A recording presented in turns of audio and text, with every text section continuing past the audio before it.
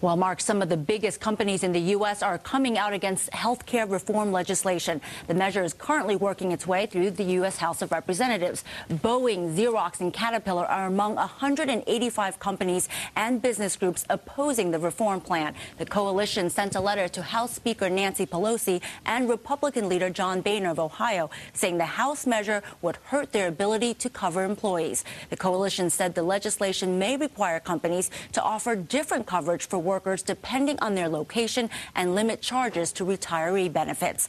Among those signing on to the letter include organizations such as the National Retail Federation, the Business Roundtable, and the U.S. Chamber of Commerce. Companies include AT&T, Eastman Kodak, Deere, and Dow Chemical. Mark? Some money managers also oppose the health care reform effort underway in Washington. One of the reasons, the reaction of the stock market to those plans. Chip Hanlon, president of Delta Global Advisors and CEO of RedCounty.com, a conservative political website, says stocks have rallied this week because of growing opposition to health care reform. He joins us now from Irvine, California. Mr. Hanlon, welcome to Bloomberg News. Thanks for having me. Sir, you know the assertion that's being made by the White House. As a matter of fact, President Obama said it once again yesterday, that nobody is talking about a government takeover of health care. The president and his advisors have been quick to point out that the status quo is not acceptable, that something needs to be done. First off, do you agree that we need to reform health care, and is it just a question of you have a problem with the way they're proposing it? Well, of course, we can take a look at ways to contain the rising cost of health care, which does rise faster than the pace of inflation. But the thing that never gets pointed out is that government is responsible largely for most of that rise in prices. And let me say this, with regards to the president's statement yesterday that nobody's talking about a national takeover or government takeover of health care. Everyone, he's lying to you. That is not true. He has said very specifically. That's a pretty strong sentiment. It's a very strong statement. I want to make it clear. Actually, just over the last couple of days, there has been a video circulating on the internet of Barney Frank on the record as having said that, look, I would love to vote for a single-payer option right now, but the only reason I can't do it is I don't have the votes. I view a public option as the way to get our foot in the door and eventually bring about a single-payer option. Another representative named Schakowsky has said the exact same thing, and the president in the past has said the same thing himself. And the reason it will happen, if there is a public option, it will absolutely happen because the public option will undercut the prices that all the private insurers can offer.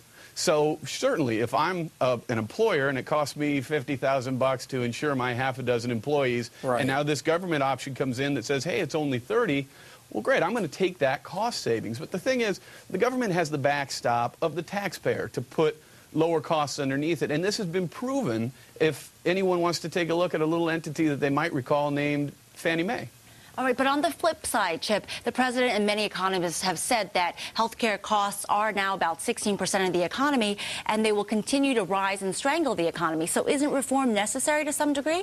That's right. But again, getting back to how government makes these cost rises occur, we have a runaway tort system which causes medical malpractice insurance to be exorbitant for these doctors. We have a patent system which forces higher drug costs because by the time these drugs get to market, they have such a short window to actually sell them, they got to make up their costs. I mean, you can compare that to another industry. The entertainment industry routinely argues for 75 to 99-year intellectual property protections on their products. And their argument is that allows us to lower the cost of books, DVDs, movies at the theater.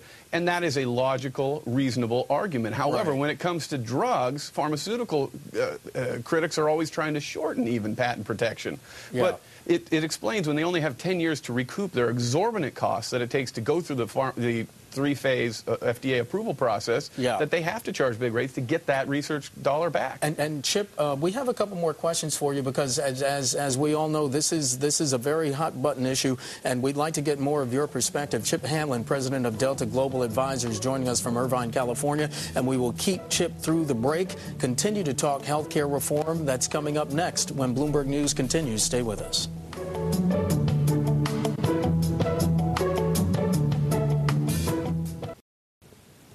And we're back with Chip Hanlon, president of Delta Global Advisors and CEO of RedCounty.com. That's a conservative political website.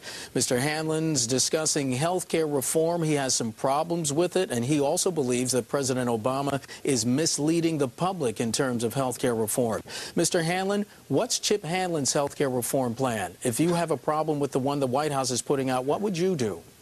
Well, I haven't crafted the specific legislation, Mark, but obviously the principles of limiting government involvement would be paramount. Again, I've already started before the break outlining some of the reasons how it's actually government that drives up the cost of health care, but we can also be assured of some things if government gets involved in more deeply in the marketplace. One is we'll distort markets. And again, I referred to Fannie Mae before the break. What happened there was that because Fannie Mae had a direct line to the Treasury and was able to borrow more cheaply than its competitors, it was able to slowly, essentially consume that market and make up the vast majority of it. It drove competitors out of the marketplace. The same thing will happen with a public option plan.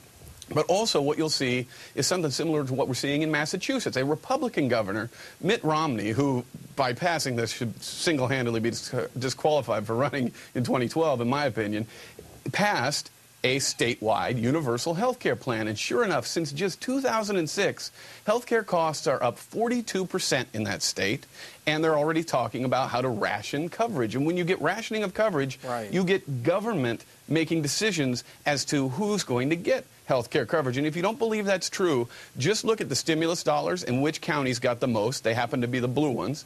And look at the Chrysler dealership closings, where there were a lot of coincidental closings of conservative dealerships and not liberal ones. If you'd like health care decisions being made, you know, on that marginal case, do we give you that liver transplant or not, on those big decisions based on whether your team is in power or the other team side is in power, well then great, you'll love government health care. If you don't, then you want it out. All right, Mr. Hanlon, you had mentioned that on news that there was opposition to the health care, that the stock market was rallying. But let's take a longer-term view. What happens if nothing is done? How is the stock market going to react then? Well, it'll react a lot more positively than if government tries to take over 16% of the national economy. I certainly do believe that if passage appears more likely, that it will weigh on the stock market. Right now, the stock market's breathing a sigh of relief that we're going to get through August without floor votes in either house. And certainly there's optimism that when, you know, representatives are home during August, that they're going to hear an earful from their constituents, and they're not going to come back and have the stomach to pass this one, especially those blue dogs who are already smarting in the House from having sucked it up and voted to pass cap and trade when they really didn't want to do that. They're very reluctant to pass this thing. Okay. Thank you so much. Our thanks to Chip Hanlon, president of Delta Global Advisors. A very wordy topic there. A lot more to say, but we only have so much time.